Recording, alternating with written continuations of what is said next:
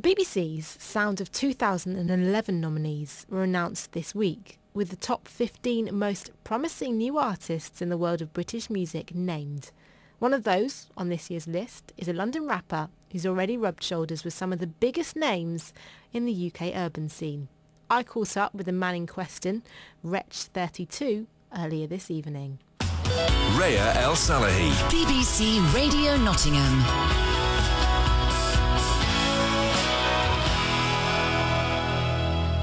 Congratulations, first and foremost, on making the BBC Sound of 2011 Top 15. Is it quite strange for you to have only just got this recognition now when you've been doing a thing for such a long time? You know what? To be honest, it's like I kind of understand the game, so I understand that everything happens in stages. You know what I mean? And I can understand the reasons why I wasn't there on the previous years to now where my foundation is right, the team's right. You know, the videos come at the right time. It's like, it's almost literally just timing. Like, everything happens at the right time.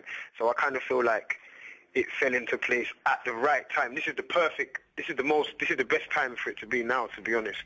Why do you think this time is better than it would have been a few years ago? A few years ago, I probably would have got this opportunity and not understood exactly how to capitalize from it. And whereas now, you know, literally I've got a new team behind me, which is stronger. I'm with a label now, and before I was independent, you know, and now my mindset's totally different, and also the game's advanced a lot as well. So, you know, it's kind of ready for what I'm prepared to deliver.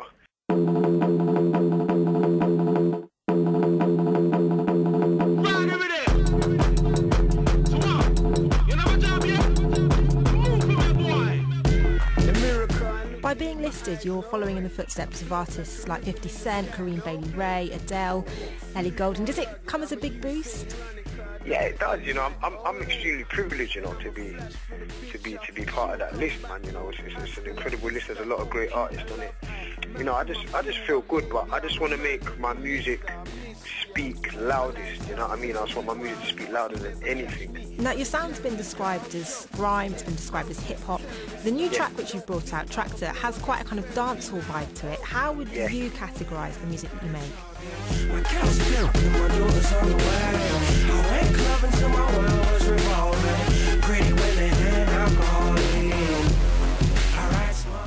Right now I'd say I'm making some cool, exciting, classy music. So I'd say classy because it's polished, and I'd say it's cool and it's exciting because it's kind of fresh, you know. So it's like, I just think it's kind of odd, but there's definitely dancehall influences in it, because the thing is with me, like, growing up, my dad used to have a sound system and play reggae and play bashment and all them kind of things, so it's hard for me to ignore the music I grew up listening to, and I kind of incorporate every type of genre in one. So I've got the soul element, I've got the reggae elements, I've got rap elements, I've got grime elements, I've got garage elements, and it's kind of crammed into one. Would you describe yourself as a grime MC, as a hip-hop artist? I'm a grime MC, yeah, because initially that's my way through. You know, that's my way through, but, you know, literally I'm just an artist. Mr. Artistico. Now, the past few years have seen a real explosion of UK urban talent. The likes of Tinchy, of Tiny, Chipmunk, Pro Green, Giggs, Devlin. What are you bringing to the table that's not already there? I think I bring slightly a bit more soul. You know, I'm really into keys and all that, and you know, I'm good with the like metaphors and like the whole deep thing.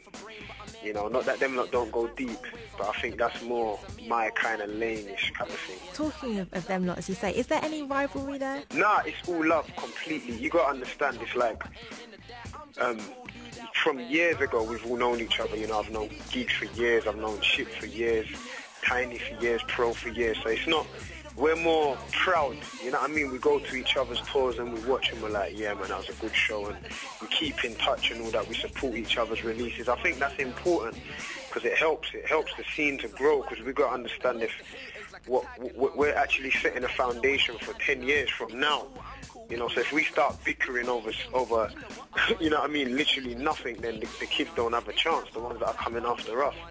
So we kind of got to all stick together. Well, talking of sticking together, you've already worked with Streets, with Chipmunk, with Tiny Temple, with Bashy, with Scorcher. Any other collaborations lined up from you? Not at the moment. Nothing I'm prepared to give away. You know, can't give it away. And I'm only playing. I've got. My album. I'm halfway into the album, but I don't call the features in until I've got like 4 tracks left, and then I'll say, okay, I'll get a verse from him, and we do something on that, and that'll be it. So I make sure my album's made. So there actually isn't really any superb collaborations at the moment. And the album's scheduled for release next year? Yeah, definitely next year. What kind of sounds can we expect from that? Just expect some cool, classy, exciting music. Is Tractor a good example of the kind of things we can expect to hear? It is, because it captures all the elements I mentioned, you know, because it's got the coolness, it's got the classiness, which is a bit soul-y, the piano bit at the back, and it's definitely exciting. It keeps you tuned because you kind of never know what's happening next. Where did the idea for Tractor come from? The producer came up with the beat, you know, and sent it over to me and was like, you need to check this out. There was the chorus on there already. So what I done, I was like, wow, I wrote my verses. I came back in, I said, call the singer back, and we constructed the bridge together, because I thought the bridge was going to be an important factor in the song, and I thought we really needed it. So, you know, I kind of got that made, and then it was weird. It was like literally done in like 2 sessions. And I'm so gone, just leave me alone. So you weren't busy riding a tractor through Tottenham? No. I've never been on a tractor, you know, and if tractor does well, I'll probably buy one, you know, just to have in the garden and that, you know.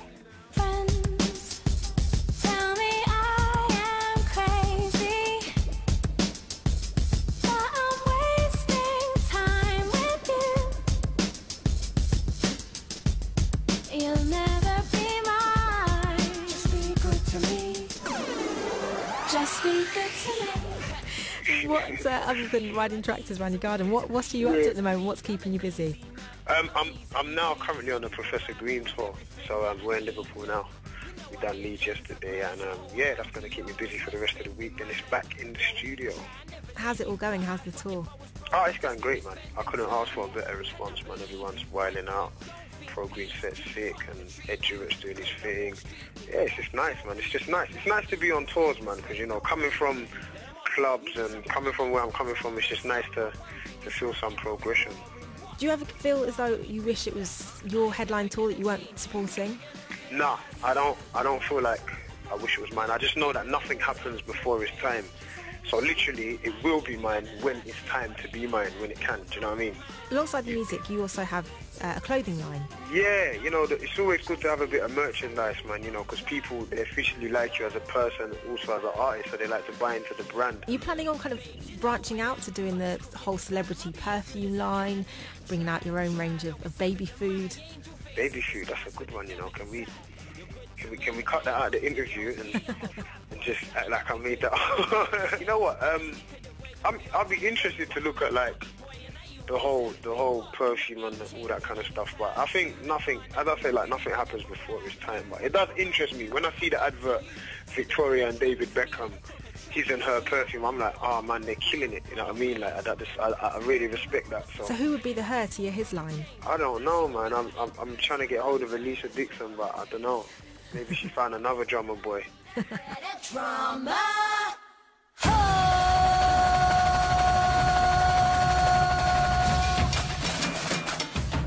Getting signed to Ministry of Sound early this year. Has that changed the vibe of what you're about? It hasn't, you know. The thing is with Levels and Ministry is that they didn't pick me up and think, okay, let's try and turn him into someone that does that. They literally picked me up and said, okay, just come in with your album and let's go for it, because they understood exactly what I do and exactly what I make, so there isn't any surprises. And any plans to come to Nottingham in the near future? Of course, Nottingham's sick, man. I need to get back up there, man. I come up Nottingham sometimes and do some hip-hop stuff with Joe Buddha. There's a Nottingham rapper called Juggernaut. I've done a track with him. There's also Wariko. He really gets about from up there, man. You should look out for him, man. Wariko, if you don't know already, man. He's massive, man. You kept me staying high, hit me with your head.